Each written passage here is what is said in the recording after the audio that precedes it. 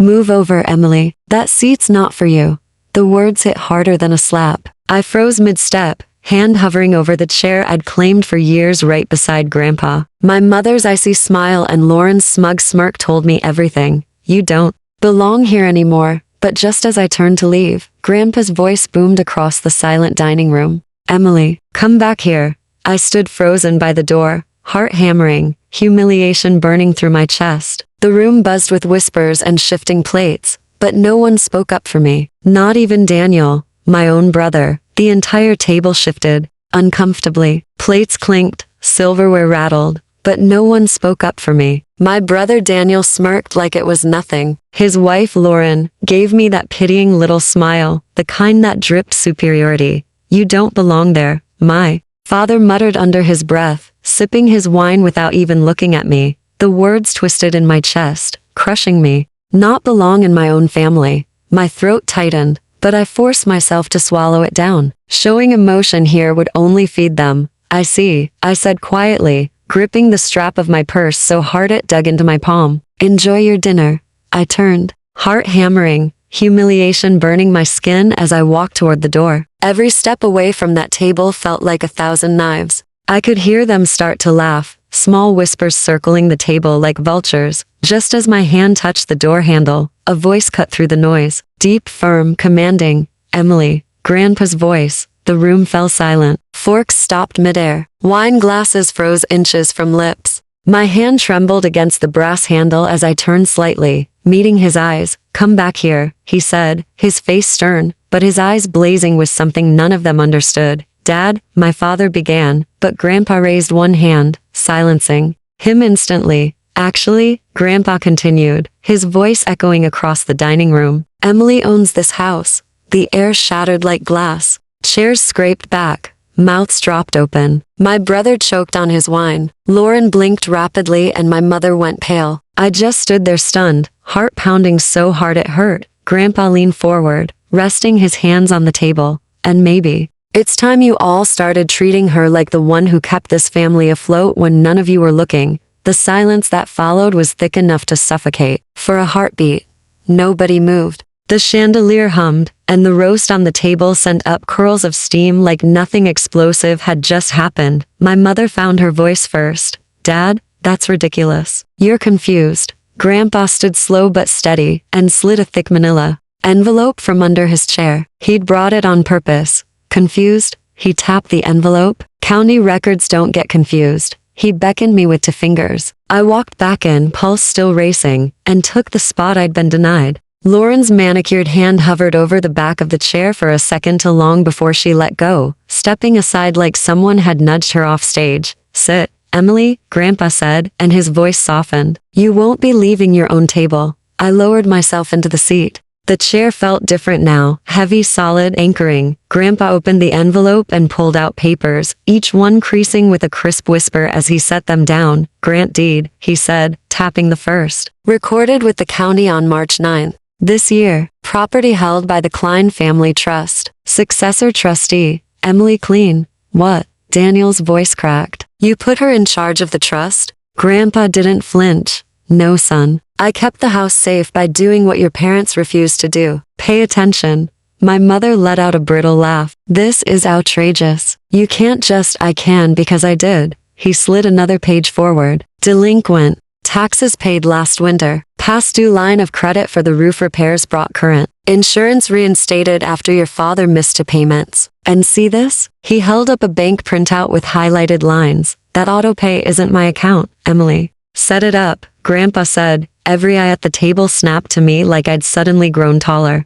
Heat flooded my cheeks, but I kept my voice even. I didn't want the house at risk. When the cancellation notice came, I called the insurer. "It was 30 minutes from lapse. You never told us." My father said like the betrayal was mine. "I told Mom," I replied, turning to her. 2 months ago, you were busy with guests." Her lips thinned. Daniel leaned forward, elbows hitting the table, pushing a bread plate into the runner. "So you played hero? What? For points to embarrass us tonight?" "Daniel," Grandpa warned. "Don't Daniel me," he snapped, the old sibling heat radiating off him. "You've always liked looking good in front of him." He jerked his chin toward Grandpa. "Teacher's pet, I felt that old flicker of anger and let it pass. If I'd wanted to embarrass you, I would have spoken up when Mom told me to move. Lauren cleared her throat delicately. We were trying to make it easier for seating. That's all. It wasn't personal, Emily. Lauren, Grandpa said, voice still calm, but edged with steel. You've been telling folks at your club the house would hit the market this fall. She blinked. I what? No.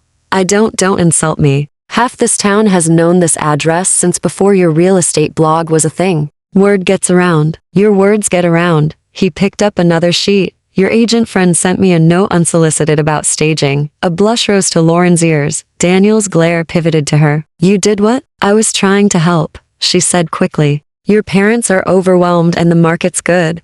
This is my home, Grandpa said, and the room stilled again. He looked at me, and she's the one who kept it that way. Not you, not any of you. My father finally looked up. Why her? Because I spent nights on hold with the bank. Because I showed up when no one else did. I didn't say it. Grandpa did.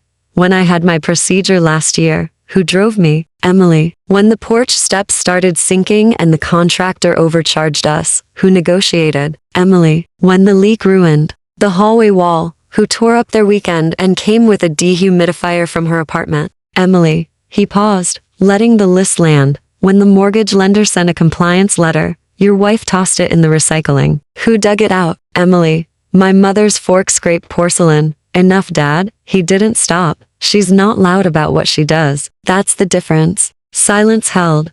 Grandpa slid me a set of keys I already had. The ones I'd been carrying since college. They felt heavier tonight.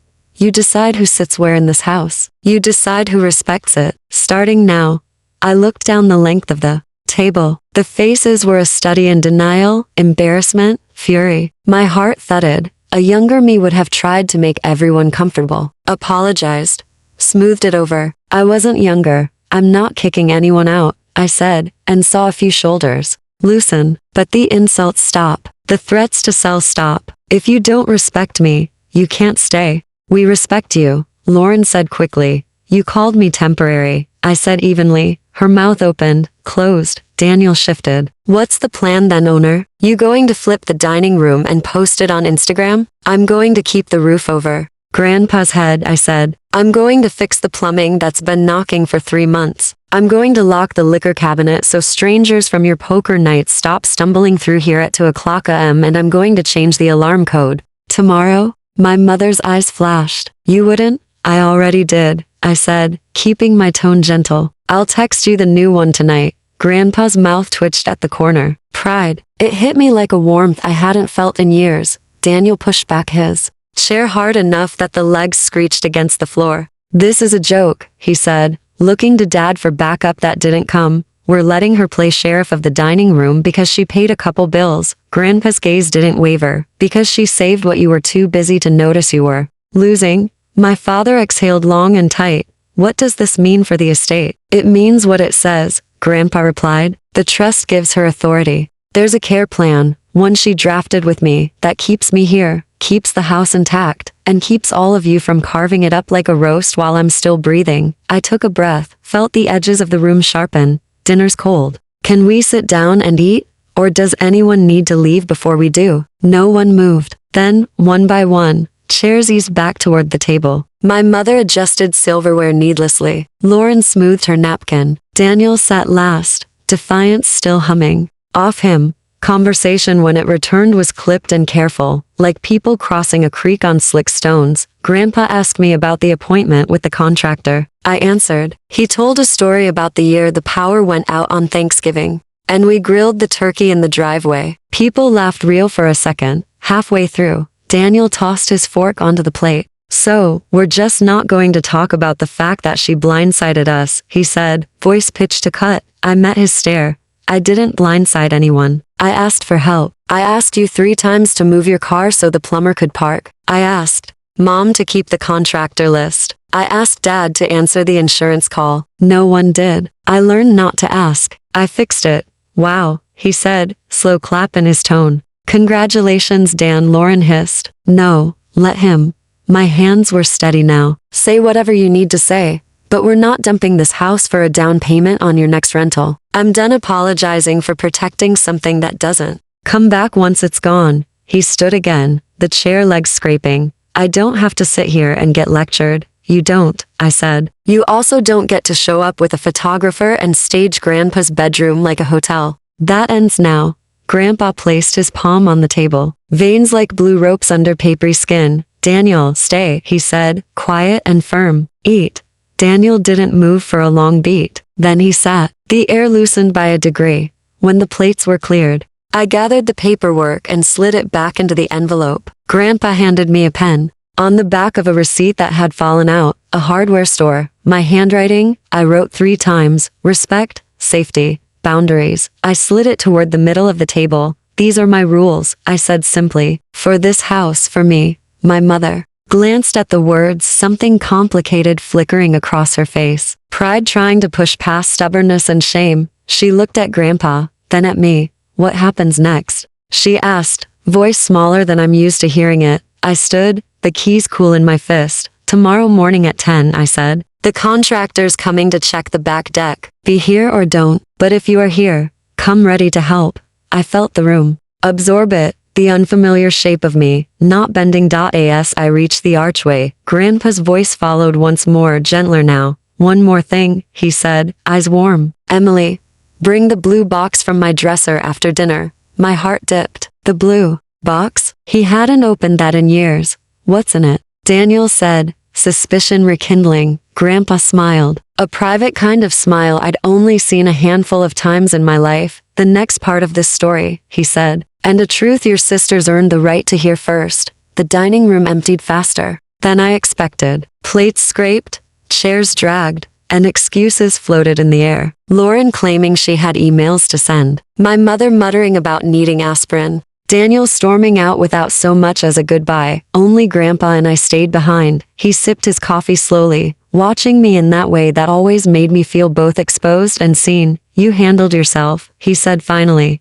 I don't feel like I did, I admitted, my voice low. I feel wrecked, like they all saw me as an intruder in my own skin. Grandpa's lips twitched. That's because they did. You being strong doesn't make them comfortable. You make them face what they've avoided. He leaned closer. And Emily, you've always been stronger than they wanted you to be. I stared at the flickering candle in the middle of the table. When you said I own the house, was that really necessary? Couldn't it have waited? No, he said firmly. You were about to walk out the door with their words carved into your back. That's not what I raised you for. You needed to know this was yours before you forgot it. The blue box appeared in my memory. My chest tightened. You mentioned something earlier. The box. Grandpa nodded. Bring it here. I slipped into his bedroom. The air carried that mix of cedar polish and his aftershave. On the dresser sat the box, dusty, worn, locked with a simple brass clasp. When I carried it back, my hands trembled. He took it, set it between us, and opened it. Inside lay yellowed letters, a stack of photographs, and a folded legal document. My throat dried. These, Grandpa said, lifting the photos, are from when your grandmother and I bought this place. It wasn't much then, just walls and hope, but every nail meant something. She wanted it passed down to the one who understood home as more than property. He slid the folded document toward me. My eyes caught the heading, Amendment to Family Trust, my name printed bold underneath. This isn't about cutting anyone else out, Grandpa said. It's about recognizing who showed up. The law needed a successor trustee. I picked the one person who never treated me like a burden. Emotion hit my throat so hard I had to bite it back. They're going to hate me for this. They already decided to, he said simply. Might as well give them a reason that matters. The front door slammed upstairs. Daniel's heavy footsteps pacing, then silence. I exhaled sharply. He won't let this go. No, Grandpa agreed. But you're not here to manage his anger. You're here to protect what protects us. I closed the document, sliding it back. My hands steadied. Then I'll do it, no matter what they throw at me. Grandpa smiled, lines deepening around his eyes. That's my girl. A knock at the door startled us both. It was late, far too late for a neighborly drop-in. I rose, heart quickening, and opened it. Daniel stood there, face hard as sharp. He didn't bother stepping inside. You think this is over? He hissed. You embarrass me in front of everyone? You think you can sit at that table and throw rules like you're the sheriff of this place? I gripped the doorframe. It's not about rules, Daniel. It's about respect. His jaw worked like he was chewing on rage. You regret this. Grandpa's voice called from behind me, steady but thunderous. She won't, but you might if you forget. Who holds the keys? Daniel's glare shifted past me to Grandpa, and for the first time that night, I saw something flicker in him. Not anger, but fear. He turned sharply and walked off into the night. I shut the door slowly, my pulse still racing. Grandpa exhaled. This was just the beginning, he said quietly. Tomorrow, they'll test you harder. And deep down, I knew he was right. The morning after felt heavier than the night before. The house creaked like it knew the storm brewing inside. I barely slept. Daniel's threat kept replaying, and every footstep outside made me think he'd come back. At 10 sharp, the contractor knocked. I led him to the back deck, clipboard in his hand as he inspected the sagging boards. Grandpa sat nearby, bundled in a cardigan, watching like a silent witness. Halfway through, tires crunched the gravel. My stomach dropped. Daniel's SUV and behind it, my parents' sedan. They piled out like soldiers on a mission. My mother's lips pressed thin, my father's jaw set, and Daniel looked like he hadn't slept at all. You had no right, Daniel barked the second he stepped into the yard. Changing alarm codes, bringing strangers here without telling us, acting like some queen. I faced him head on. I told you last night, this house needs repairs. I'm not waiting for permission to keep Grandpa safe. My mother cut in, her voice sharp.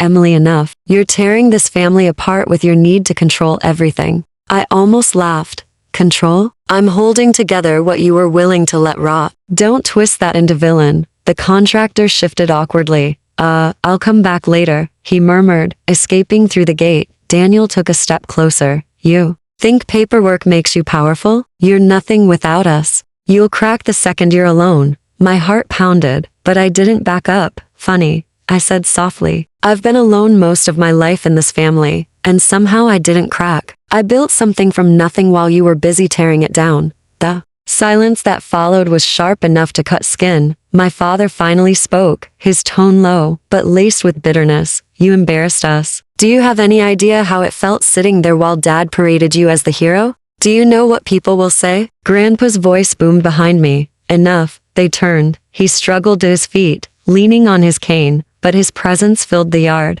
What people will say, he thundered, is that when this house was falling apart, Emily saved it. While you were worried about appearances, she was paying the bills you ignored. Daniel's face flushed red. She turned you against us. Grandpa shook his head. No, you did that yourselves when you chose pride over responsibility. I felt a strength rise in me when I didn't know I had. I stepped forward, closing the distance between me and my brother. This isn't about me versus you, Daniel. It's about a home that deserves respect. If you can't give that, then you don't belong here. His eyes widened at my own words echoing back at him. He opened his mouth, then shut it, rage choking his response. My mother's voice softened, almost breaking. Emily, please. You don't understand. This house, it's tied to everything. Our reputation, our reputation, I snapped. Do you even hear yourself? Grandpa's health. This home's safety, my sanity, those don't matter, but the neighbors' whispers do.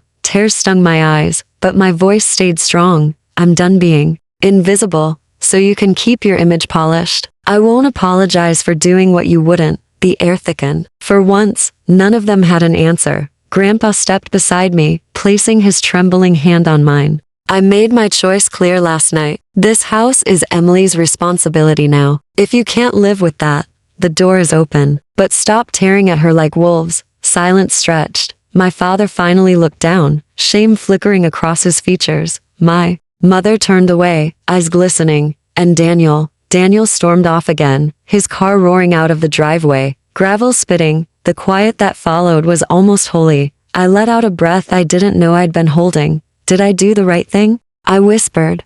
Grandpa squeezed my hand. Right and easy rarely meet. But tonight you'll sleep without that weight on your chest. That's how you'll know. For the first time in years, I believed him. As the sun set that evening, I stood on the porch, the house warm behind me. It wasn't just wooden walls anymore. It was mine not as property, but as proof that I could stand even when they tried to erase me. And maybe, just maybe, they'd learn respect the hard way. But even if they didn't, I was finally done begging for my place at the table. I was home.